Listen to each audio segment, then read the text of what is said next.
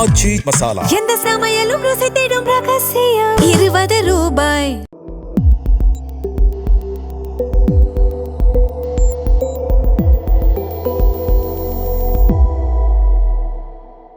தமிழ் தடம் நேயர்களுக்கு வணக்கம். இன்றைய நேர்காணலில் நம்மோடு இணைந்திருப்பவர் ஊடகவியலாளர் திரு கெப்ரியல் தேவதாஸ் அவர்கள். சார் வணக்கம். வணக்கம் சார். நேற்றைக்கு உதயநிதி அவர்கள் அரெஸ்ட் பண்ணி இரவில் ரிலீஸ் செய்யப்பட்டிருக்காரு. ரிலீஸ் ஆனதுக்கப்புறம் அவர் செய்தியாளரை சந்திச்சு அவர் என்ன சொல்கிறாருன்னா, நான் அப்படி தப்பாக எதுவும் பேசலை, நான் சப்ஜெக்ட் ஓரியன்டாக தான் பேசினேன், இதை வேணும்னே வெட்டி ஒட்டி இந்த மாதிரி சித்தரிச்சிருக்காங்க அப்படின்ற மாதிரி சொல்கிறாங்க, நான் தொடர்ச்சியாக இதை பற்றி பேச தான் செய்வேன் அப்படின்ற மாதிரி அவர் சொல்லியிருக்காரு. ஸோ எப்படி பார்க்குறீங்க அவரோட அரெஸ்ட் அண்ட் ரிலீஸ்? இது வரைக்கும் பார்த்தோம்னா தாவேக்கா நரேட்டிவ் செட் பண்ணுற வேலையை ரொம்ப கரெக்டாக பண்ணியிருக்காங்க. அவங்கள பொறுத்தளவில் பொலிட்டிக்கலாக பவர்ஃபுல்லாக எந்த விஷயத்தையும் அவங்களால பண்ண முடியல. பிஜேபி எதிர்த்து பேச முடியல, கர்நாடகா கவர்மெண்ட் எதிர்த்து பேச முடியல, காங்கிரஸ் எதிர்த்தும் பேச முடியல. ஸோ பொலிட்டிக்கலாக பார்க்கும்போது தாவேக்கா வீக்கான ஒரு பொசிஷனில் தான் இருக்காங்க. ஆனால் நரேட்டிவ் செட் பண்ணுற விஷயம் இருக்கு இல்லையா, அதை ரொம்ப எஃபெக்டிவாக தாவேக்கா ஸ்டார்டிங்லேருந்தே பண்ணிட்டு இருக்காங்க. குறிப்பாக பார்த்தோம்னா குதிரை பேரம் தாவேக்கா பண்றாங்க அப்படின்னு திமுக ஒரு பெரிய இஷ்யூவை கிளப்புறாங்க. திமுகவும் கிளப்புறாங்க, அதிமுகவும் அந்த இஷ்யூவை கையில் எடுக்கிறாங்க. அந்த டைம்ல பார்த்தோம்னா அப்படியே அதை திமுக பக்கம் அதை திருப்பி விட்டாங்க. குதிரை பேரம் திமுக தான் பண்றாங்க, எங்க எம்எல்ஏஸை விலைக்கு வாங்க அவங்க முயற்சி பண்ணிட்டு இருக்காங்க, ஸோ அதை ஒட்டி நாங்கள் சில பேர் அரெஸ்டும் பண்றோம் அப்படின்ற மாதிரி அதை கொண்டு போறாங்க. ஸோ அந்த டைம் பார்த்தோம்னா அப்படியே திமுக சைடு அது திரும்புது. அந்த பீரியட்லலாம் நரேட்டிவை ரொம்ப பியூட்டிஃபுல்லா செட் பண்ணாங்க. ஸோ இப்போ திமுக டைமில் பார்த்தோன்னா ஒரு நியூஸ் வெளியே வராமல் இன்ஃபர்மேஷனை கண்ட்ரோல் பண்ணுவாங்க திமுக கவர்மெண்ட் பவரில் இருக்கும்போது. ஆனால் தாவேக்கா என்ன பண்ணுறாங்க, இன்ஃபர்மேஷனோட ஃப்ளோ இருக்குல்ல அதை பெருசாக கண்ட்ரோல் பண்ணல, ஆனால் ரொம்ப டைனமிக்காக நரேட்டிவ் செட் பண்ணுறாங்க. நீங்கள் ஒரு நரேட்டிவ் செட் பண்ணால் நான் குயிக்காக இன்ஸ்டண்ட்டாக இன்னொரு கவுண்டர் நரேட்டிவ் செட் பண்ணுவேன். ஸோ நான் இன்ஃபர்மேஷனை நான் கண்ட்ரோல் பண்ண மாட்டேன், அதுக்கு ஏற்ற மாதிரி கவுண்டர் நரேட்டிவ் செட் பண்ணுவேன். அந்த விஷயத்தை அவங்க பண்ணிட்டு இருந்தாங்க. ஆனால் இந்த இடத்துல பார்த்தோம்னா தோத்து போயிட்டாங்க. இந்த அரெஸ்ட் விஷயம் இருக்கு இல்லையா, இதுவரைக்கும் அவங்க அந்த நரேட்டிவ் செட் பண்ணக்கூடிய அந்த கேம்ல ஜெயிச்சிட்டு இருந்திருக்காங்க தாவேக்கா. ஆனால் இந்த பர்டிகுலர் கேஸ் இருக்கு பாருங்க, உதயநிதி ஸ்டாலின் அரெஸ்ட் பண்றாங்க பாருங்க, இந்த இடத்துல அவங்களுக்கு டெஃபினட்டா அது பேக் ஃபயர் தான் இருக்கு. அதுக்கான முக்கியமான காரணங்கள் என்னன்னு சொல்றேன். முதல்ல பார்த்தோம்னா தாவேக்கா இதனால சாதிச்சது என்ன, உதயநிதி ஸ்டாலின் அவர்களை நீங்க அரெஸ்ட் பண்றீங்க, 1.5 மணி நேரம் அவரை விசாரிக்கிறீங்க, அதுக்கப்புறம் அவர் ரிலீஸ் ஆயிடுறாரு. ஸோ இதனால திமுகவுக்கோ உதயநிதி ஸ்டாலினுக்கோ ஒரு இழப்பும் கிடையாது, பெரிய டேமேஜ் ஒன்றும் அவங்களுக்கு கிடையாது. ஆனால் நீங்க என்ன பண்றீங்க, அவருக்கு பெரிய ஒரு ஊடக வெளிச்சத்தை பெற்றுத்தரீங்க. நேற்று ஃபுல்லா அவரை பத்தி தான் எல்லாரும் பேசுறாங்க. இது வரைக்கும் பார்த்தா நீங்க தான் டாமினேட் பண்றீங்க. ஏன்னா நீங்க ஒரு பெரிய ஸ்டார், உங்களுக்கு பெரிய ஒரு இமேஜ் இருக்கு, உங்க கூட யாரும் கம்பீட்டே பண்ண முடியாது. ஆனா நேத்து நடந்த விஷயத்துக்கு அப்புறம் எதிர்கட்சி தலைவருக்கு பெரிய ஒரு ஊடக வெளிச்சத்தை நீங்க பெற்று தந்திருக்கீங்க, அவருக்கு பெரிய டேமேஜ் ஒண்ணுமே ஏற்படல. ரெண்டாவது, ஒரு நடிகையோட பெயரும் பார்த்தா நேற்று பெரிய லெவலில் விவாதிக்கப்படுது. எல்லா ஊடகங்கள்லையும் அந்த நடிகையோட பெயரையும் விவாதிக்கிறாங்க. அதுவும் உங்களுக்கு நல்லது இல்லை, அதுவுமே உங்களுக்கு நெகட்டிவா தான் போகும். மூணாவது, நீங்க இல்ல பெண்களுக்கு எதிராக அந்த மாதிரி பேசிட்டாரு, அதனாலதான் இப்படியான ஆக்ஷன் எடுத்தோம் நீங்க சொல்றீங்க. அதுவும் மக்களுக்கு தெரியும். இப்ப தாவேக்கா எம்எல்ஏ மேல பெரிய ஒரு குற்றச்சாட்டு வைக்கப்படுது, அப்ப பெரிய ஆக்ஷன் எடுக்கல. உங்களோட மினிஸ்டர் ஒருத்தர் ஸ்டேடியம்ல உட்கார்ந்து சில விஷயங்கள் பண்றாரு, அதுக்கு உங்களுக்கு ஆக்ஷன் எடுக்க முடியல. ஸோ உங்க கட்சிக்காரங்க தவறு பண்ணும்போது உங்களால ஆக்ஷன் எடுக்க முடியல, பிஜேபி எதிர்த்து பேச முடியல, கர்நாடகா கவர்மெண்ட் எதிர்த்து பேச முடியல. ஆனா இங்க மட்டும் கரெக்டா ஸ்ட்ராங்கா ஆக்ஷன் எடுக்கிறீங்க. ஸோ அதுவும் பார்த்தா பெருசா எடுபடாது. ஸோ எப்படி இதை பார்ப்பாங்கன்னா, ஒரு சைட்ல ரொம்ப வீக்கா இருக்கீங்க, உங்களால எதுவுமே செயல்பட முடியல, இன்னொரு சைட்ல திமுகன்னு வரும்போது மட்டும் ஸ்ட்ராங்கா நீங்க செயல்படுறீங்க. ஸோ அதுவும் பெருசா உங்களுக்கு எடுபடாது. ஸோ இப்ப எதிர்கட்சி தலைவருக்கு பெரிய ஒரு ஊடக வெளிச்சத்தை தாவேக்கா பெற்று தந்திருக்காங்க. இந்த மிஸ்டேக் எங்க எக்ஸாக்டா நடக்குதுன்னு பார்த்தீங்கன்னா, சில நேரம் நமக்கு சில வீக்னஸ் இருக்கும். இப்போ உங்களுக்கு சில விஷயத்தை டச் பண்ண நீங்கள் ட்ரிகர் ஆயிடுவீங்க, இமோஷ்னலாக நீங்கள் ஹர்ட் ஆயிடுவீங்க, உடனே என்ன பண்ணுவீங்க, டக்குன்னு கோவப்பட்டுருவீங்க. பொலிட்டிக்ஸில் நீங்கள் அந்த மாதிரி கோவப்படக்கூடாது. இப்போ எதிர்கட்சியை பொறுத்தளவில் விஜய் அவர்களை எங்கே டச் பண்ணால் அவருக்கு கோவம் வருதுன்னு அவங்களுக்கு தெரியுது. ஸோ அனிதா ராதாகிருஷ்ணனும் அதை தான் பண்ணுறாரு, அதுக்கப்புறம் இன்னொரு எம்எல்ஏ மார்க்கண்டேன்னு நினைக்கிறேன், அவரும் அதை தான் பண்ணுறாரு. விஜய் அவர்களை பர்சனலாக அட்டாக் பண்ணால் அவர் ட்ரிகர் ஆகிறார். ஸோ அதை கண்டினியூஸாக அவங்க பண்ணுறாங்க. ஸோ நீங்கள் அவங்க 2 பேரையும் அரெஸ்ட் பண்ணுறீங்க. இப்போ உதயநிதி ஸ்டாலின் அவர்களும் அதை பண்ணுறாரு. ஸோ உங்களை டச் பண்ணா, சில ஏரியாவில் உங்களை டச் பண்ணா நீங்க ட்ரிகர் ஆவீங்கன்றது தெரிஞ்சிருச்சுன்னா அது உங்க வீக்னஸ். அப்புறம் எதிரிகள் யூஸ் பண்ண ஆரம்பிப்பாங்க உங்களுக்கு எதிராக. இங்க அதுதான் நடந்துட்டு இருக்கு. கண்டினியூஸா பாத்தீங்கன்னா தாவேக்காவோட ரூல்ஸே என்னன்னா, விஜய் அவர்களை இங்க டச் பண்ணக்கூடாது. நீங்க வேற யாரை வேணாலும் அட்டாக் பண்ணலாம், ஆனா விஜய் அவர்கள் ஹோலி கவ், அவரை நீங்க டச் பண்ணக்கூடாது. எக்ஸாக்டா அங்கதான் கை வைக்கிறாங்க திமுக. ஏன்னா அவங்களுக்கு தெரியும் இங்க டச் பண்ணா அவங்களுக்கு கோவம் வரும்னு தெரியும். ஸோ கண்டினியூஸா டச் பண்ணிக்கிட்டே இருக்காங்க. உங்களோட வீக்னஸ் அவங்க சென்ஸ் பண்ணிட்டாங்க. ஸோ அதனால இந்த இடத்த பொறுத்தளவுல தாவேக்கா ஃபர்ஸ்ட் டைமா நரேட்டிவ் செட் பண்ற இடத்துல தோத்து போயிருக்காங்க. அதுக்கான காரணம் என்னன்னா, ஒரு விஷயத்த பொலிட்டிக்ஸ்ல நீங்க பர்சனலா அதை பார்க்க கூடாது.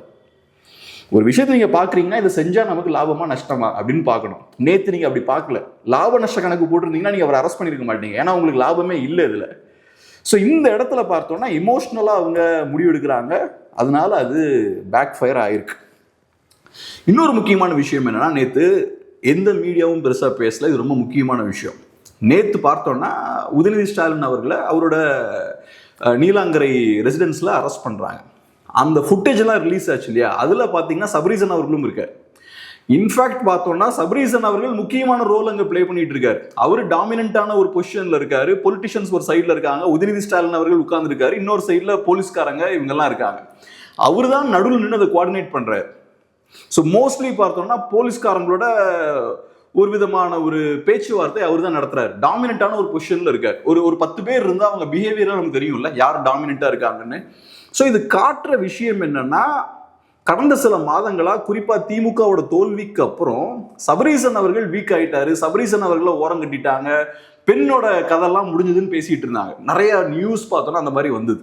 ஆனா இப்ப பார்க்கும்போது அந்த மாதிரியான செய்திகள் பொய் அப்படின்றத நம்ம பார்க்க முடியுது. சபரீசன் அவர்கள் அங்க டாமினன்டான பொசிஷன்ல இருக்காரு, ஏவா வேலு அங்க இருக்காரு, சேகர் பாபு இருக்காரு, அவங்கள விடலாம் அவர் டாமினன்டா இருக்காரு அங்க. ஸோ அதனால சபரீசன் அவர்களோட இம்பார்ட்டன்ஸையும் அங்கே பார்க்க முடியுது. அப்புறம் நான் விசாரிச்ச அளவில் அந்த சம்பவம் நடந்தப்ப அவரும் ஒரு முக்கியமான ஒரு பார்ட் பிளே பண்ணார் அப்படின்ற மாதிரியும் சொல்றாங்க. அந்த விஷயங்களை ஸ்மூத்தா கோஆர்டினேட் பண்ணதுல அவருக்கும் ஒரு ரோல் உண்டு அப்படின்ற மாதிரியும் சொல்றாங்க. ஸோ இதுவும் ஒரு முக்கியமான ஒரு விஷயம். நேற்று நடந்த அந்த இன்சிடென்ட்டை வச்சு பார்க்கும்போது நமக்கு இந்த விஷயமும் தெரியுது. ஆனால் ஓவராலாக நான் பார்க்கறது என்னன்னா, குறிப்பா டிவிகேவை பொறுத்தளவுல இந்த இடத்துல ஃபர்ஸ்ட் டைமா கோட்டை விட்டுருக்காங்க. ஏறக்குறைய ஒரு 3 months அவங்க பவர்ல இருக்காங்க. ஸ்டார்டிங்ல இருந்து நரேட்டிவ் செட் பண்றதுல ரொம்ப கவனமா இருக்காங்க. ஆனா இந்த இடத்துல அவங்க கோட்டை விட்டுருக்காங்க. அது காரணம் கொஞ்சம் இமோஷனலா அணுகிட்டாங்கன்னு நினைக்கிறேன் இந்த இஷ்யூ. நீங்க சொல்றீங்க டிவிகே வந்து இந்த நரேட்டிவ் செட்டிங்ல வந்து ஃபர்ஸ்ட் டைமா தோத்துட்டாங்க அப்படின்ற மாதிரி. ஆனா இப்போ டிவி ஊடகங்களில் இது வரைக்கும் பெரும்பாலும் பேசப்பட்ட விஷயம் என்ன அப்படின்னு பார்த்தோம்னா, விவசாயிகள் பிரச்சனை பற்றி பேசியிருந்தாங்க, மேகதாது இஷ்யூ பேசியிருந்தாங்க, காவேரி இஷ்யூ பேசியிருந்தாங்க. ஸோ இது வந்து டிவிகே தரப்பில் வந்து மிகப்பெரிய ஒரு செட்பேக்காக இருந்துச்சு. ரொம்ப பதில் சொல்ல முடியாத அளவுக்கு வந்து கேள்விகள் எழுப்பிக்கிட்டே வந்துகிட்டு இருந்தாங்க. ஸோ இந்த நெரேட்டிவ் வந்து ஒரே நாளில் வந்து மாறிடுச்சு உதயநிதி அரசுனால. அது மட்டும் இல்லாமல் பர்சனலாக ஒரு ட்ரிகர் ஆகக்கூடிய வாய்ப்பு இருக்குன்ற மாதிரி சொன்னீங்க. ஆனால் த்ரிஷா அவர்கள் கூட வந்து தொடர்ச்சியாக அவர் பர்த்டேக்கு கூட ஒரு போஸ்ட் போடுறதா இருக்கட்டும், இந்த மாதிரி விஷயங்களெல்லாம் அவர் கண்டினியூஸாக பண்ணுறாங்க. ஒரு நிகழ்ச்சிகளை வந்து சேர்ந்து பங்கெடுக்கிறதா இருக்கட்டும். ஸோ இதை அவர் பண்ணிகிட்டே இருக்கார்ல, ஒரு செட்பேக் ஆகுது, அவருக்கு அது ட்ரிகர் ஆகுது, சொசைட்டியில் தப்பாக போகுதுன்னா அதையும் அவர் தொடர்ச்சியை பண்ணுறாருன்னு நினைக்கிறேன். இப்போ ஃபஸ்ட்டு இஷ்யூலேருந்து நம்ம போவோம். இப்போ நீங்கள் சொன்ன மாதிரி இப்போ காவிரி இஷ்யூ பெரிய ஒரு ப்ராப்ளமாக டிவிகேவுக்கு மாறி இருக்கு. அது டெம்பரரியாக டைவெர்ட் ஆகிருக்கு. நீங்கள் காவிரி இஷ்யூவெல்லாம் பெருசாக டைவெர்ட் பண்ணிட முடியாது. ஏன்னா அது பெரிய ஒரு இஷ்யூ, பல ஆண்டுகளாக அது ஒரு பெரிய ஒரு ப்ராப்ளமாக இருக்குது. ஃப்யூச்சர்லேயும் அது பெரிய ப்ராப்ளமாக இருக்க போது எதிர்கட்சிகள் தொடர்ந்து அதை ரைஸ் பண்ண தான் போகிறாங்க. இப்போ சில நேரங்களில் பார்த்தா சின்ன பிரச்சனைகள் வரும். ஏதாவது ஒரு கரப்ஷன் அலிகேஷன்ஸ் மேபி வரலாம், இல்லைனா ஏதாவது ஒரு மினிஸ்டர் தப்பு பண்ணியிருக்கலாம். அந்த மாதிரியான விஷயங்களை நீங்கள் டைவெர்ட் பண்ணிடலாம். நீங்கள் காவிரி இஷ்யூ மாதிரியான பெரிய பிரச்சனைகளை டைவெர்ட் பண்ண முடியாது. ரெண்டாவது, காவிரி இஷ்யூ இந்த லாஸ்ட் ஒரு 1-2 வீக்ஸாக பரபரப்பாக பேசப்படுது. அவங்க பெருசாக தண்ணிலாம் திறந்து விடல, அதுக்கப்புறம் டேம் கட்ட போகிறோன்னு பேசிகிட்டு இருக்காங்க. அங்கேருந்து தான் அது ஸ்டார்ட் ஆகுது. Already தாவேக்காவோட weakness அம்பலப்பட்டுருச்சு. தாவேக்காவால ஒன்றும் பண்ண முடியல அப்படின்றது பச்சையா வெளிப்பட்டு போச்சு. காங்கிரஸ் பார்ட்டியை தாவேக்காவால டீல் பண்ண முடியல, காங்கிரஸ் கவர்மெண்ட்டை அங்க டீல் பண்ண முடியல, ஸ்ட்ராங்கா நடவடிக்கை எடுக்க முடியல, ஆல் பார்ட்டி மீட்டிங்கை கூட்ட முடியல. இது எல்லாத்தையுமே அவங்க பண்றாங்க. உங்களால பெரிய ப்ரொடெஸ்ட் நடத்த முடியல, உங்களால காங்கிரஸ் கவர்மெண்ட்டுக்கு எதிராக பெரிய ப்ரொடெஸ்ட் பண்ண முடியல. ஆனா நீங்க என்ன பண்றீங்க, இந்த இஷ்யூக்கு வெளியே வந்து போராடுறீங்க. உதயநிதி ஸ்டாலினுக்கு எதிராக வெளியே வந்து போராடுறீங்க, அவரோட பொம்மையெல்லாம் எரிக்கிறாங்கன்னு நினைக்கிறேன், என்னெல்லாமோ பண்றாங்க. நீங்க ஆக்சுவலா மக்களுக்காக போராடி இருக்கணும். ஸோ இப்போ நீங்க என்ன பண்றீங்க, விஜய் அவர்கள் ஒரு இண்டிவிஜுவலுக்காக வெளியே வந்து போராடுறீங்க, ஆனா தமிழ் மக்களோட உரிமைக்காக வெளியே வந்து போராட மாட்டேங்கிறீங்க. ஒரு கட்சியோட பர்பஸ் என்ன, ஒரு கட்சியோட வேலையே மக்கள் பிரச்சனைகளை எடுத்து பேசணும், மக்களோட உரிமைகளை நீங்க பாதுகாக்கணும். இதுக்கு தானே ஒரு கட்சி இருக்கு. ஒரு இண்டிவிஜுவலுக்காக சண்டை போடுறதுக்கு ஒரு கட்சி இருக்கு. ஸோ அந்த அளவுக்கு நீங்க சுருங்கிருக்கீங்க. இப்போ ஒன்றும் இல்லை, இந்த இஷ்யூ முடிஞ்சது இல்லை, அடுத்த திரும்ப அந்த இஷ்யூ எடுப்பாங்க. காவிரி இஷ்யூவை நீங்க ஓரம் கட்ட முடியாது. டெம்பரரியா நீங்க அதை டைவர்ட் பண்றீங்க, அது நடந்திருக்கு. பட் டெஃபினட்டா காவிரி இஷ்யூ வரக்கூடிய நாட்கள்ல பெருசா ஒரு பேசு பொருளா தான் இருக்க போகுது. அதுவும் குறிப்பா DK சிவகுமார் அவர்கள் ரொம்ப கவனமா இருக்காரு. அவர் ரொம்ப பர்டிகுலரா இருக்காரு, டேம் கட்டியே தீரணும்னு. ஸோ அதனால அந்த இஷ்யூ டெஃபினட்டா இருக்க தான் போகுது. ரெண்டாவது, இப்ப நீங்க சொன்னீங்க இல்லையா, விஜய் அவர்களோட பர்சனல் விஷயங்கள் டிஸ்கஸ் பண்ணப்படுது, அது அவரு அனுமதிக்கிறாருன்னு சொன்னீங்க இல்லையா. அவரு அனுமதிக்கிறதா நான் பார்க்கல. ஏன்னா இப்ப விஜய் அவர்களை பொறுத்தளவுல நான் எப்படி பாக்குறேன்னா, அவரோட இமேஜை பத்தி அவர் ரொம்ப கான்சியஸா இருக்கார். நம்ம எப்படி ப்ரொஜெக்ட் ஆகணும் அப்படின்றதுல ரொம்ப கான்சியஸா அவர் இருக்கார். அப்படி இருக்கும்போது நீங்க சொன்ன அந்த போட்டோ ரிலீஸ் ஆச்சு இல்ல, அது பேக் ஃபயர் தான் ஆச்சு. நீங்களே சொல்லுங்க, அந்த போட்டோ ரிலீஸ் ஆச்சு, அது விஜய் அவர்களோட இமேஜை என்ஹான்ஸ் பண்ணுச்சா, பின்னடைவு ஏற்படுத்துச்சா? இல்ல, பின்னடைவு இருக்கட்டும், ஓகே. ஆனா வந்து ஒரு தடவை பண்ணி பின்னடைவு ஏற்பட்டுச்சுன்னா அது சொல்யூஷன் தான் பண்ணணும். ஆனா அது திருப்பி திருப்பி நடக்கும்போது அதான் நான் சொல்ல வரேன். ஸோ இப்போ பின்னடைவு ஏற்படுதுன்னா அதை விஜய் டெஃபினட்டா விரும்ப மாட்டார். அப்போ அவரை மீறி தான் அது நடக்குது இல்லையா. அந்த ஒரு இன்சிடென்ட், நீங்க சொன்ன அந்த ஒரு இன்சிடென்ட்டை நான் சொல்றேன், டெஃபினட்டா அவரை மீறி நடக்குது. அதுக்கப்புறம் நடக்கிற விஷயங்கள் இருக்கு பாருங்க, அனிதா ராதாகிருஷ்ணன் பேசுறதா இருக்கலாம், அதுக்கப்புறம் DMK MLAs பேசுறதா இருக்கலாம், அதெல்லாம் அவர் கண்ட்ரோலுக்கு அப்பாற்பட்ட விஷயங்கள். அதை இவங்க யூஸ் பண்றாங்க. ஸோ அவங்களுக்கு தெரியுது ஒரு விஷயம் முதல்வரை ட்ரிகர் பண்ணுது, முதல்வரை ட்ரிகர் பண்ணதோ இல்லைன்னா ஏதோ ஒரு வகையில தாவேக்காவுக்கு இரிட்டேஷனை ஏற்படுது. ஏன்னா அவங்க சிம்பிளான ஒரு ரூல் தாங்க செட் பண்றாங்க, நீங்க முதல்வரை மட்டும் கை வைக்க கூடாது, நீங்க வேற யாரை வேணாலும் என்ன வேணாலும் பேசலாம், முதல்வரை மட்டும் கை வைக்க கூடாது. ஸோ அதை கரெக்டா அவங்க அட்டாக் பண்றாங்க. நீங்க ட்ரிகர் ஆக ஆக அதை அவங்க டச் பண்ணிக்கிட்டே இருப்பாங்க. உதயநிதி ஸ்டாலின் அதுதான் பண்றாரு. இப்ப இன்னொன்னு நான் சொல்றேன், திமுக பவர்ல இருக்கும் போதே அவங்க ஒரு தவறு பண்ணாங்க. இப்ப முன்னாடி மாதிரி கிடையாது, சொசைட்டி ரொம்ப மாறிடுச்சு. இன்ஃபர்மேஷனை கண்ட்ரோல் பண்ண முடியாது, ஓகேவா? இன்ஃபர்மேஷனை கண்ட்ரோல் பண்ண முடியாது. நீங்க ஒரு இன்ஃப்ளூயன்சரையோ ஒரு ஃபேமஸான ஆளையோ அரெஸ்ட் பண்றீங்கன்னா அது அவரை பலவீனப்படுத்தாது, அவரை பலம்தான் படுத்தும். ஒரு 20 இயர்ஸ்க்கு முன்னாடி ஒருத்தர் அரெஸ்ட் பண்ணீங்கன்னா அவரை நீங்க முடக்கிடலாம். இப்ப நீங்க பாருங்க, திமுக பீரியட்ல யாரெல்லாம் அரெஸ்ட் பண்ணாங்க? சவுக் சங்கர் அரெஸ்ட் பண்ணாங்க, கிஷோர் கே சுவாமி அரெஸ்ட் பண்ணாங்க. ஜஸ்ட் சிம்பிளா கேட்கிறேன், அவங்கெல்லாம் இந்த நடவடிக்கையால பலவீனப்பட்டாங்களா, பலப்பட்டாங்களா? பயங்கரமா எல்லாருக்கும் பாப்புலாரிட்டி தான் கிடைச்சது. சாட்டை துரைமுருகனுக்கும் பாப்புலாரிட்டி கிடைச்சது, சவுக்கு சங்கருக்கு பாப்புலாரிட்டி கிடைச்சது. இன்ஃபேக்ட் சவுக்கு சங்கர்லாம் இதை ரொம்ப நல்லா எஃபெக்டிவா யூஸ் பண்ணார். ஸோ நீங்க அரெஸ்ட் பண்றீங்கன்னா அப்ப அந்த ஒரு இண்டிவிஜுவல் பக்கம் மக்களோட பார்வை திரும்புது, அவருக்கு பப்ளிசிட்டி கிடைக்குது, அவருக்கு இன்னும் கொஞ்சம் கூட அட்டென்ஷன் கிடைக்குது. லியோவை அரெஸ்ட் பண்ணாங்க, லியோவும் பார்த்தா அந்த டைம்ல வந்து அவருமே நல்லா பாப்புலர் ஆனாரு. ஸோ அதனால நீங்க ஒருத்தரை அரெஸ்ட் பண்ணுவதன் மூலமா அவரை நீங்க முடக்கிட முடியாது. அந்த காலகட்டம்லாம் தாண்டியாச்சு. அதே தான் நீங்க சவுக்கு சங்கர் அரெஸ்ட் பண்ணா அது சவுக்கு சங்கருக்கு எப்படி பெனிஃபிஷியலா போய் முடிஞ்சதோ அதே மாதிரி தான் நீ உதயநிதி ஸ்டாலின் அவர்களை அரெஸ்ட் பண்ணாலும் அது அவருக்கு லாபகரமாக தான் போய் முடியும். டிவிகேவை பொறுத்தளவுல மீடியாவை கொஞ்சம் ஃப்ரெஷ்ஷா டீல் பண்றாங்க, அதெல்லாம் எனக்கு புரியுது. ஆனா இந்த இஷ்யூல பார்த்தோம்னா அவங்க பெரிய ஒரு செட்பேக்கை தான் ஃபேஸ் பண்ணியிருக்காங்க. இதனால திமுகவுக்கு என்ன நஷ்டம்னு சொல்லுங்க? ஒரு நஷ்டமும் கிடையாது. ஆக்சுவலா உதயநிதி ஸ்டேச்சர் கொஞ்சம் பில்ட் ஆயிருக்குன்ற மாதிரி அவருக்கு பயங்கரமான பப்ளிசிட்டி. நேத்து அரெஸ்ட் பண்ணி கொண்டு போறாங்க, போகும்போது எல்லாரும் ப்ரொடெஸ்ட் பண்றாங்க, வரும்போது ஹீரோஸ் வெல்கம் கொடுக்குறாங்க. ஸோ அவருக்கு நஷ்டம்னு பார்த்தா ஒண்ணுமே கிடையாது. ஆனா நேத்து ஃபுல்லா மீடியால அவர் டிஸ்கஸ் பண்ணியிருக்காங்க. ஸோ அதனால இந்த இடத்துல தாவேக்கா எப்படி ரியாக்ட் பண்ணியிருக்கணும்னா, இதை நம்ம கையில எடுத்தோம்னா அவர் அரெஸ்ட் பண்ணோம்னா பொலிட்டிக்கல் அவுட்கம் என்னவா இருக்குன்றத ஃபர்ஸ்ட் அனலைஸ் பண்ணிருக்கணும், அதுக்கப்புறம் கை வச்சிருக்கணும். ஆனா நீங்க ஒரு விஷயத்தை எமோஷனலா நீங்க அப்ரோச் பண்றீங்கன்னா அப்படி நீங்க பேலன்ஸ்டா பார்க்க மாட்டீங்க, டக்கு டக்குன்னு எல்லாத்தையும் அக்ரெசிவா எடுக்கிறீங்க, அப்புறம் அது பேக் ஃபயர் ஆகுது. இப்போ அடுத்ததான் வந்து டீலிமிட்டேஷன். திருப்பி வந்து பிஜேபி வந்து நடப்பு பார்லிமெண்ட் கூட்டத்தொடரில் வந்து அதை கொண்டு வரதா இருக்காங்க.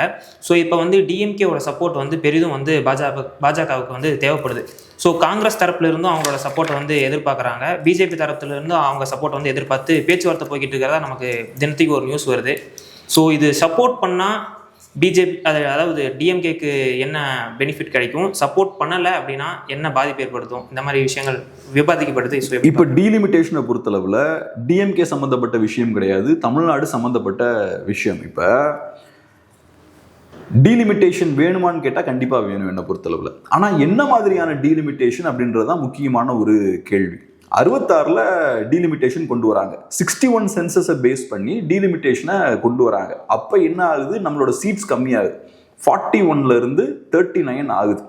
இப்போ 2026ல இருக்கும். இப்போ டீலிமிட்டேஷனை கொண்டு வராங்கன்னு வச்சுப்போம். 2011 சென்சஸை பேஸ் பண்ணி அந்த டீலிமிட்டேஷனை கொண்டு வராங்கன்னு வச்சுப்போம். நமக்கு கண்டிப்பாக குறைந்தது 7 சீட் கம்மியாகும். ஸோ அப்போ இந்த வகையில் டீலிமிட்டேஷன் பண்ணுறாங்கன்னா, கொண்டு வராங்கன்னா, பாப்புலேஷனை பேஸ் பண்ணி சென்சஸ் டேட்டாவை பேஸ் பண்ணி டீலிமிட்டேஷனை இம்ப்ளிமெண்ட் பண்ணுறாங்கன்னா டெஃபினட்டாக நமக்கு பின்னடைவு ஏற்படும். அதை டெஃபினட்டாக ஒருபோதும் நம்ம ஏற்றுக்க கூடாது. அது நமக்கு பெரிய ஒரு பிரச்சனையாக முடியும். தமிழ்நாட்டு நலனுக்கு எதிரான ஒரு விஷயமா இருக்கும். யாரும் அதை ஏற்றுக்க கூடாது. ஆனால் இப்போ டீலிமிட்டேஷனை பாப்புலேஷன் சென்சஸை பேஸ் பண்ணி பண்ணாமல், சென்சஸ் டேட்டாவை பேஸ் பண்ணி பண்ணாமல், ப்ரோரேட்டா பேசிஸில் பண்ணுறாங்கன்னு வச்சுப்போம். 50% சீட்ஸை இன்க்ரீஸ் பண்ணுறாங்கன்னு வச்சுப்போம். அதில் எந்த பிரச்சனையும் கிடையாது. ஈக்குவலாக எல்லா ஸ்டேட்ஸுக்கும் 50% சீட்ஸ் வந்து இன்க்ரீஸ் ஆகும். அது ஏன் தேவைன்னு நான் சொல்கிறேன்னா, 1966ல் இந்தியாவோட பாப்புலேஷன் என்னவா இருக்குது, அரௌண்ட் ஒரு 50 crores இருக்குது. இன்னைக்கு இந்தியாவோட பாப்புலேஷன் என்னவா இருக்குது, அரௌண்ட் 150 crores இருக்குது.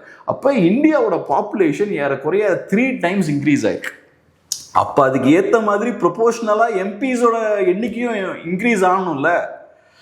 நேற்று 100 பேருக்கு ஒரு எம்பி இருந்தாருன்னு வச்சுப்போம். அப்போ இன்னைக்கு 300 பேருக்கு ஒரு எம்பி தான் இருக்காரு. அப்போ ஒரு இண்டிவிஜுவல் இந்தியன் சிட்டிசனுக்கு ரெப்ரசன்டேஷன் கம்மியாகுது இல்லை, எக்ஸ்ட்ரா 3 மடங்கு அதிகமாக இன்னைக்கு பாப்புலேஷன் இன்க்ரீஸ் ஆயிருக்கு. அப்போ அதுக்கு ஏற்ற மாதிரி ப்ரொபோஷனலாக எம்பிஸோட எண்ணிக்கையை இன்க்ரீஸ் பண்ணணும். அப்போ தான் மக்களுக்கு தேவையான அந்த ரெப்ரசன்டேஷன் கிடைக்கும், பெட்டரான ரெப்ரசன்டேஷன் கிடைக்கும். ஸோ அதனால என்ன பொறுத்தளவில் டீலிமிட்டேஷன் ரொம்ப அவசியம். ஆனால் டீலிமிட்டேஷன் ப்ரோரேட்டா பேசிஸில் நடக்கணும். ப்ரொபோஷனலாக சீட்ஸ் வந்து இன்க்ரீஸ் ஆகும். அது இல்லாமல் சென்சஸ் டேட்டாவை பேஸ் பண்ணி நாங்கள் டீலிமிட்டேஷன் இம்ப்ளிமெண்ட் பண்ணுவோம்னு சொல்கிறாங்கன்னா அது பெரிய சிக்கல். அதே மாதிரி இப்போ டீலிமிட்டேஷன் பில்ல அந்த டெக்ஸ்டில் அது இருக்கணும். இல்லை வாய்மொழியாக நாங்கள் உங்களுக்கு கேரண்டி கொடுக்குறோம், அமித்ஷா கொடுத்தாருல அந்த மாதிரி நாங்கள் கேரண்டி கொடுக்குறோம், ப்ரோரேட்டா பேசிஸில் தான் பண்ணுவோம்னு நாங்கள் வாயில் சொல்லுவோம். ஆனால் ஆக்சுவல் டெக்ஸ்டில் அது இருக்காதுன்னா அதை நம்ம ஏற்றுக்கக்கூடாது. ரொம்ப கவனமாக இருக்கணும். ஏன் இது ரொம்ப கவனமாக இருக்கணும்னு சொல்கிறேன்னா, கவனமாக இல்லைன்னா நமக்கு ரெப்ரசன்டேஷன் கம்மியாயிடும், நம்ம கையிலிருந்து சீட்ஸ் வந்து பறி போயிடும். அது பெரிய ஒரு சிக்கலில் போய் முடிஞ்சிடும் இது. ஸோ அப்போ டிஎம்கேவோட ஸ்டாண்ட் என்னவா இருக்கும் அப்படின்னு கேட்டிங்கன்னா, நான் எப்படி பார்க்குறேன்னா, ப்ரோரேட்டா பேசிஸில் டீலிமிட்டேஷன் கொண்டு வருவாங்கன்னா டிஎம்கே அதை சப்போர்ட் பண்ண ரெடியாக இருப்பாங்கன்னு நினைக்கிறேன். இதுக்கு முன்னாடி அப்படி அவங்க ரெடியாக இல்லை. இதுக்கு முன்னாடி பார்த்தோம்னா டீலிமிட்டேஷன்னாலே நோ. இப்போ காங்கிரஸ் என்ன ஸ்டாண்டில் இருக்காங்களோ அதே ஸ்டாண்டில் தான் டிஎம்கே இருந்தாங்க. டீலிமிட்டேஷன்னா நோ. டீலிமிட்டேஷன் அந்த பில்லெல்லாம் அவங்க எரிச்சாங்க, இந்த விஷயங்கள்லாம் பண்ணாங்க. ஆனால் இப்போ டீலிமிட்டேஷனை கொஞ்சம் அப்ஜெக்டிவாக அப்ரோச் பண்ண ஆரம்பிச்சிருக்காங்கன்னு பார்க்குறேன். ஏன்னா இப்போ காங்கிரஸ் பார்ட்டி கூட இல்லை, இந்தியா அலையன்ஸ்லையும் டிஎம்கே இல்லை. அதனால கண்மூடித்தனமாக பிஜேபி எதிர்க்க வேண்டிய தேவையும் இல்லை. ஸோ அதனால ப்ரோரேட்டா பேசிஸில் டீலிமிட்டேஷன் கொண்டு வராங்கன்னா அதை திமுக ஏற்றுப்பாங்கன்னு நான் நினைக்கிறேன். அதுக்கான வாய்ப்பு இருக்குன்னு நான் நினைக்கிறேன். ஆனால் இதில் சிக்கல் என்னன்னு பார்த்தோம்னா, திமுகவை பொறுத்தளவில் டீலிமிட்டேஷனை ஏற்றுக்கிட்டாங்கனாலே அவங்களுக்கு பிரச்சனை தான். அது ப்ரோரேட்டா பேசிஸாக இருந்தாலும் சரி, சென்சஸ் பேஸ்டாக இருந்தாலும் சரி, டீலிமிட்டேஷனை திமுக ஏற்றுக்கிட்டாலே சிக்கல் தான். ஏன்னா தமிழ்நாட்டில் பாஜக எதிர்ப்பு ரொம்ப ஸ்ட்ராங்காக இருக்கு. இதுவரைக்கும் பாஜக இருந்த கூட்டணி தமிழ்நாட்டு அசம்பிளி எலெக்ஷனில் ஜெயிச்சதே கிடையாது. ஸோ அப்போ பாஜக எதிர்ப்பு ரொம்ப ஸ்ட்ராங்காக தமிழ்நாட்டில் இருக்கு. அப்படி இருக்கும்போது திமுகவும் இத்தனை வருஷங்களா பாஜக எதிர்ப்பு தான் பேசிக்கிட்டு இருக்காங்க. ஸோ மக்களை பொறுத்தளவில் ப்ரோரேட்டா பேஸ்ட் டீலிமிட்டேஷன் கரெக்டாக தப்பா அதெல்லாம் தாண்டி பாஜக எதிர்ப்பு வேணும். இப்போ ஒரு சைடில் இந்தியா அலையன்ஸில் கூடிய பார்ட்டிஸ்லாம் டீலிமிட்டேஷனுக்கு எதிராக ஓட்டு போடும்போது நீங்கள் டீலிமிட்டேஷனுக்கு சப்போர்ட்டாக ஓட்டு போட்டிங்கன்னா இதை ஜஸ்டிஃபை பண்ணுறது திமுகவுக்கு கஷ்டமாக இருக்கும். இல்லைங்க நாங்கள் ப்ரோரேட்டா பேசிஸில் தான் பண்ணுறாங்க, ப்ரோரேட்டா பேசிஸில் டீலிமிட்டேஷனை இம்ப்ளிமெண்ட் பண்ணால் தமிழ்நாட்டுக்கு எந்த பிரச்சனையும் வராதுன்றத ஜேர்னலிஸ்டுகளே நிறைய நேரங்கள் புரிஞ்சுக்க மாட்டேங்கிறாங்க. அவங்களுக்கு ப்ரோரேட்டானா என்ன, ப்ரொபோஷனலாக சீட்ஸை இன்க்ரீஸ் பண்ணுறதுனா என்னன்றது புரிய மாட்டேங்குது. நிறைய நேரங்கள் நிறைய பத்திரிகையாளர்கள் பார்த்தோம்னா அப்போ தமிழ்நாட்டுக்கு 20 சீட்ஸ் தான் இன்க்ரீஸ் ஆகுது, யூபிக்கு அப்போ 40 சீட்ஸ் இன்க்ரீஸ் ஆகுதுன்றாங்க. ப்ரோரேட்டா பேசிஸில் பார்த்தா அப்படிதான் ஆகும். ஆனால் ஸ்டேட்டோட வெயிட்டேஜ் கம்மியாகாது, அதுதான் முக்கியம். இப்போ இருக்கக்கூடிய சீட்ஸில் தமிழ்நாட்டுக்கு 39 சீட்ஸ் இருக்கு. அப்ப பெர்சன்டேஜ் இருக்கும்ல, தமிழ்நாட்டுக்கு ஒரு பெர்சன்டேஜ் இருக்கும்ல, அது கம்மியாகாது, அது அப்படியே தான் இருக்கும். அதுதான் நமக்கு வேணும், அதுதான் தமிழ்நாடோட வெயிட்டேஜ். ஸோ இது சாதாரண பத்திரிகையாளர்களுக்கே புரியலன்னா மக்களுக்கு எப்படி புரியும்? ஸோ மக்களை பொறுத்தளவில் நீங்கள் டீலிமிட்டேஷன் அப்போஸ் பண்ணணும்னு எதிர்பார்ப்பாங்க. அது என்ன வேணாலும் இருக்கணும். ஆனால் நீங்கள் பிஜேபி ஒன்று கொண்டு வராங்கன்னா அப்போஸ் பண்ணணும்னு எதிர்பார்ப்பாங்க. காங்கிரஸும் அதுக்கேற்ற மாதிரி அதை அரசியல் பண்ணுவாங்க. ஸோ பொலிட்டிக்கலாக டிஎம்கேவுக்கு சிக்கலான ஒரு சூழல் அது ஏற்படுத்தும். பிஜேபி பாயிண்ட் ஆஃப் வியூலேருந்து பார்க்கும்போது இப்போவும் அது ஒரு டஃப்பான ஒரு வேலையை தான் தெரியுது. ஏன்னா பிஜேபிக்கு தேவையான மெஜாரிட்டி இல்லை, 2/3 மெஜாரிட்டி தேவையான சீட்ஸ் பார்த்தா பிஜேபி கிட்ட இல்லை. இப்போ ஒரு விஷயம் என்ன மாறி இருக்குன்னா, டிஎம்சி எம்எல்ஏஸ் நிறைய பேர் பாஜகவுக்கு சாதகமாக திரும்பி இருக்காங்க. அதே மாதிரி சிவசேனா உதவ் ஃபேக்ஷனில் இருக்கக்கூடிய எம்பிஸ் நான் சொல்கிறேன், எம்பிஸும் பார்த்தோம்னா அவங்களும் பாஜகவுக்கு சாதகமாக திரும்பி இருக்காங்க. இதெல்லாம் சேர்ந்து பாஜகவுக்கு ஒரு சின்ன ஒரு பலத்தை கொடுத்துருக்கு. ஆனாலும் இன்னும் 40+ சீட்ஸ் தேவை. திமுக சப்போர்ட் பண்ணாங்கன்னா 22 சீட்ஸ் வந்துடும். அப்போ இன்னும் ஏறக்குறைய 20 சீட்ஸ் தேவை பாஜகவுக்கு. ஸோ அதனால அதை என்ன பண்ண போறாங்கன்னு தெரியல. வேற சில அன்ஹாப்பி பார்ட்டிஸும் இருக்காங்க இந்தியா அலைன்ஸ்ல. ஸோ அவங்க மேபி இந்த சைட் ஷிஃப்ட் ஆகிறதுக்கு வாய்ப்பு இருக்கா, என்சிபி என்ன பண்ண போறாங்க, இந்த மாதிரியான கேள்விகள்லாம் இருக்கு. ஸோ இப்பவும் பார்த்தா பாஜகவுக்கு இது டஃப்பான ஒரு டாஸ்க் தான். ஆனால் திமுகவுக்கு சிக்கல் என்னன்னா, பொலிட்டிக்கலா தமிழ்நாட்டில் இது பேக் ஃபயர் ஆகிறதுக்கு வாய்ப்பு இருக்கு. நான் ஒருவேளை ஓட்டே போடலை அப்படின்னு சொல்லி வெளியே போயிட்டாங்க, அதுவுமே தவறான பார்க்கப்படும். இப்போ ஒன்று என்னன்னா, நான் எப்படி பார்க்குறேன்னா, பாஜகவுக்கு இந்த பில்லை பாஸ் பண்ணணும். இந்த பில்லை பாஸ் பண்ணணும்னா பாஜக பாயிண்ட் ஆஃப் வியூல இருந்து பார்த்தீங்கன்னா திமுக சப்போர்ட் பண்ணி ஓட் பண்ணணும். திமுக ஓட்டு போடாமல் இருந்தாலும் போதாது, அது கொஞ்சம் அட்வான்டேஜ் கொடுக்கும். ஆனால் பாஜகவுக்கு தேவையான ஃபுல் அட்வான்டேஜ் வேணும்னா திமுக ஓட்டு போடணும், அப்ஸ்டெயின் பண்ணுறது பத்தாது. ஸோ அதனால திமுக ஓட்டு போடாமல் அப்ஸ்டெயின் பண்ணுறது பாஜகவுக்கு எந்த யூஸும் கிடையாது. வந்து ஓட்டு போடணும், அது பாஜகவுக்கு தேவை. ரெண்டாவது, அப்ஸ்டெயின் பண்ணுறாங்கன்னே வச்சுப்போம், அதை நெகட்டிவாக தான் பார்ப்பாங்க. ஏன்னா ஒரு பக்கம் பிஜேபிக்கும் சப்போர்ட் இல்லை, காங்கிரஸுக்கும் சப்போர்ட் இல்லை. ஸோ அந்த நிலைமையில தான் அங்கேயுமே உங்கள் எதிர்ப்பு மழுங்கடிச்சு போயிருது, அடிபட்டு போயிருது. நான் சொன்ன மாதிரி நீங்கள் டீலிமிட்டேஷனுக்கு எதிராக பேசணும்னு நினைப்பாங்க. அப்போ அப்ஸ்டெயின் பண்ணுறீங்கனாலே அது சிக்கலில் போய் தானே முடியும். அது அப்போ மக்கள் எப்படி பார்ப்பாங்க? சரி, இவங்க நழுவுறாங்கன்னு தானே பார்ப்பாங்க. அப்புறம் அதை யூஸ் பண்ணி தாவேக்கு அரசியல் பண்ணுவாங்க, காங்கிரஸ் பார்ட்டி அரசியல் பண்ணுவாங்க, கம்யூனிஸ்டுகள் அரசியல் பண்ணுவாங்க. ஸோ அதனால திமுகவுக்கு பொலிட்டிக்கலாக இது சிக்கலான ஒரு விஷயம் தான். ஆனால் என்ன பொறுத்தளவில் கரெக்டான ஸ்டாண்ட் என்னவா இருக்கும்னா, டீலிமிட்டேஷன் தேவை. ஆனால் எந்த மாதிரியான டீலிமிட்டேஷன்? அது ப்ரோரேட்டா பேசிஸில் இருக்கும். அது இல்லாமல் நீங்கள் சென்சஸ் பேசிஸில் நீங்கள் டீலிமிட்டேஷனை கொண்டு வரீங்கன்னா அது மிகப்பெரிய சிக்கல். அதுதான் நம்ம நாட்டுக்கு நல்லது, நம்ம ஸ்டேட்டுக்கும் நல்லது. ஒரு 60 எம்பிஸ் தான் கரெக்டாக இருக்கும். இன்ஃபேக்ட் எனக்கு கேட்டால் இன்னும் அதிகமான எம்பிஸ் இருக்கும். நான் சொன்ன மாதிரி பாப்புலேஷன் 3 மடங்கு இன்க்ரீஸ் ஆயிருக்குங்க. இப்போ 1.5 பில்லியன். அது தமிழ்நாட்டு காட்டிலையும் நார்த் இந்தியாலாம் ரொம்ப ரொம்ப இன்க்ரீஸ் இருக்கு பாப்புலேஷன். ஸோ அப்போ அதுக்கேற்ற மாதிரி ப்ரொபோஷனலாக நமக்கு எம்பிஸ் வேணும். இப்போ அடுத்ததாக வைகோ அவர்கள் ஒரு புத்தகம் வெளியிடுறாரு டெல்லியில். அதில் ராகுல் காந்தி அவர்களும் பங்கேற்றிருக்காரு.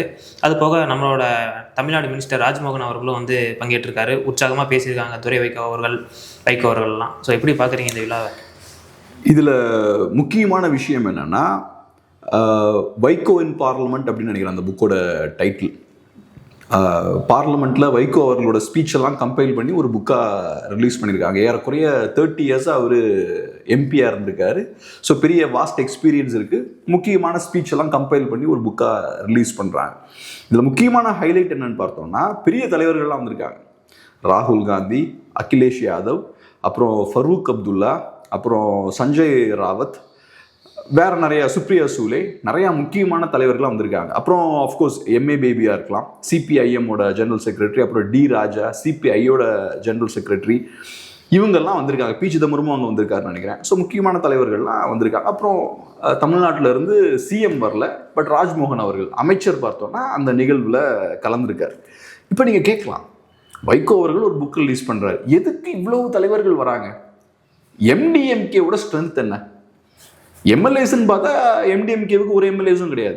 அவங்க திமுகவோட சிம்பிளில் தான் அவங்க போட்டிடுறாங்க. ஸோ அவங்களாம் டெக்னிக்கலாக திமுகவோட எம்எல்ஏஸ் தான். So 0 MLAs. அப்போ டிவிகேவுக்கும் அவங்களால பெரிய பிரயோஜனம் கிடையாது. எம்எல்ஏஸோட நம்பரை வச்சு பார்த்தா டிவிகேவுக்கு ஒரு பிரயோஜனமும் கிடையாது.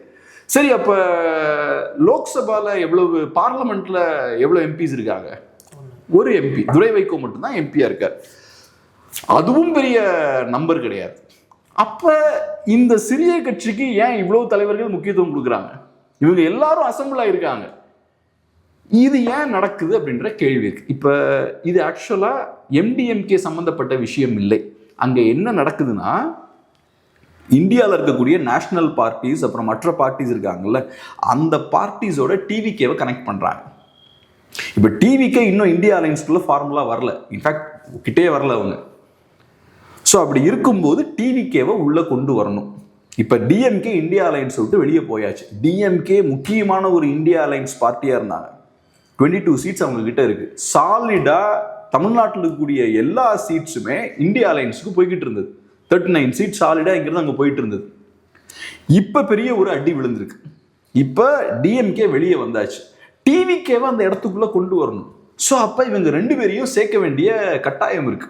ராகுல் காந்தி, அகிலேஷ் யாதவ், இந்த முக்கியமான தலைவர்கள், ஃபரூக் அப்துல்லா, இவங்களெல்லாம் டிவிகேவோட கனெக்ட் பண்ண வேண்டிய தேவை இருக்கு. ஆனா இங்க பார்த்தோம்னா அங்க முக்கியமான தலைவர்கள் வந்துட்டாங்க. டிவிகேல விஜய் அவர்கள் வரல. இப்ப அங்க வந்திருக்கவங்களாம் சாதாரண நாட்கள் கிடையாது.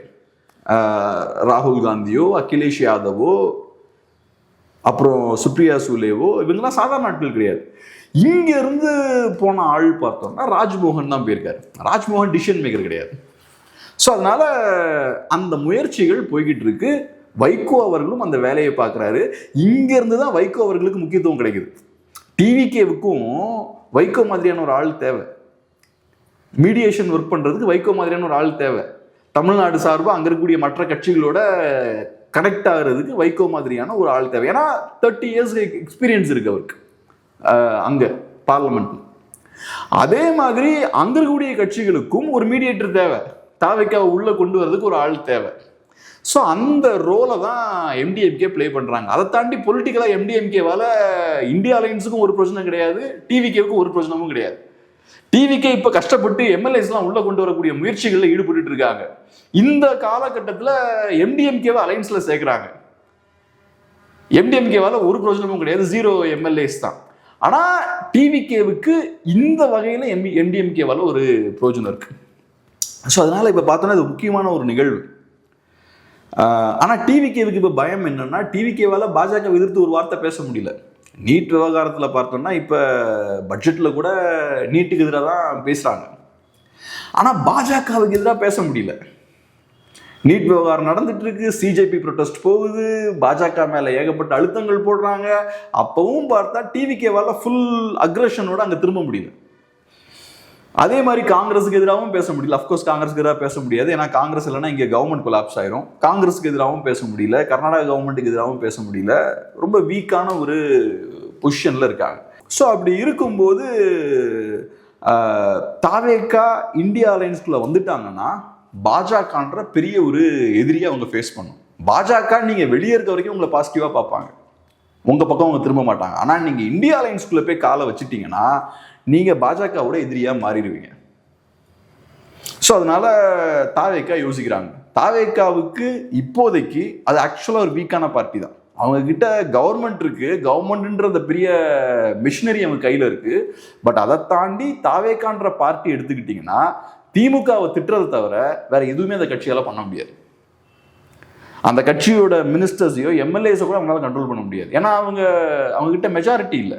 அப்படி இருக்கும்போது நீங்க எம்எல்ஏஸ்லாம் கண்டிச்சிங்கன்னா, இல்லாட்டி மினிஸ்டர்ஸ்லாம் கண்டிச்சிங்கன்னா அவங்க வேற கட்சிக்கு போயிடுவாங்க. ஸோ அதனால ரொம்ப வீக்கான ஒரு பொசிஷன்ல தான் தாவேகா பார்ட்டி இருக்காங்க. இப்படி வீக்கா இருக்கும்போது நீங்க போய் பிஜேபியோட ஃபைட் பண்ண முடியாது. ஆனா இந்தியா அலைன்ஸ் பார்ட்டிஸை பொறுத்தளவில் அவங்களுக்கு ஸ்ட்ராங்கான ஒரு பார்ட்னர் வேணும். ஏன்னா அப்பதான் நாளைக்கு தமிழ்நாட்டில இருந்து உங்களுக்கு சீட்ஸ் வரும், எம்பி சீட்ஸ் தமிழ்நாட்டில இருந்து கிடைக்கும். அதனால இந்தியா அலைன்ஸ் பார்த்தோம்னா அங்க இருக்கக்கூடிய காங்கிரஸ் மாதிரியான கட்சிகள் தாவேகாவை உள்ள கொண்டு வருவதற்கான வேலையை பார்க்குறாங்க. தாவேகாவுக்கு பயம், தாவேகா அதனால கொஞ்சம் தள்ளியே நிற்கிறாங்க. இங்க விஜய் போகாததும் அதுதான் காட்டுது. தாவேகா அந்த அளவுக்கு வில்லிங்கா இல்லை. போனா டைரக்டா பிஜேபி எதிர்த்து நிக்கிறோம். பிஜேபி பார்ப்பாங்கல்ல, ஓஹோ கதை அப்படி போகுதான்னு பார்ப்பாங்கல்ல. ஆக்சுவலா போயிருக்கணும்ல விஜய் அவர்கள். நிஜமாவே பிஜேபி எதிர்க்கிறதுல உங்களுக்கு ஒரு அக்கறை இருக்குன்னா அங்க மற்ற எல்லா லீடர்ஸும் வந்திருக்காங்களே, நீங்களும் அப்ப போயிருக்கணும்ல. ஆனா காங்கிரஸ் கூட கூட்டணி இருக்காங்க, ஆனா இந்தியா அலைன்ஸ் கூட இல்லை அப்படிங்கறது எப்படி பாக்குறேன்? அதில் என்ன பெரிய பிரச்சனை உங்களுக்கு இருக்கு? இப்போ இடதுசாரிகள் அதானே பண்ணுறாங்க. அவங்க லோக்கல் பொலிட்டிக்ஸில் பார்த்தோன்னா கேரளா பொலிட்டிக்ஸில் அவங்க காங்கிரஸுக்கு எதிராக சண்டை போடுறாங்க, நேஷ்னல் லெவலில் அவங்க சேர்ந்துக்கிறாங்க. அதே மாதிரி நீங்கள் நேஷ்னல் லெவலில் சேராமல் லோக்கல் லெவலில் நீங்கள் சேர்ந்துக்கலாமே. லோக்கலில் சண்டை போட்டுக்கிட்டு நேஷ்னலில் சேர முடியுதுன்னா அப்போ நேஷ்னலில் சேராமல் லோக்கலில் சேரலாமே. நீங்கள் இங்கே சேர்ந்துருக்கிறதால அங்கே ஆட்டோமேட்டிக்காக சேர்ந்துட்டீங்கன்னு அர்த்தம் கிடையாது. இந்தியா அலையன்ஸ்குள்ளே போகல இன்னும் டிவிக்கு அஃபிஷியலாக. அப்படி இந்தியா அலையன்ஸில் இருக்காங்கன்னா சொல்ல வேண்டியது, அதில் என்ன சிக்கல் இருக்கு அவங்களுக்கு? பார்க்கலாம் சார், நிறைய விஷயம் நம்மளோட பார்த்துட்டீங்க. நன்றி.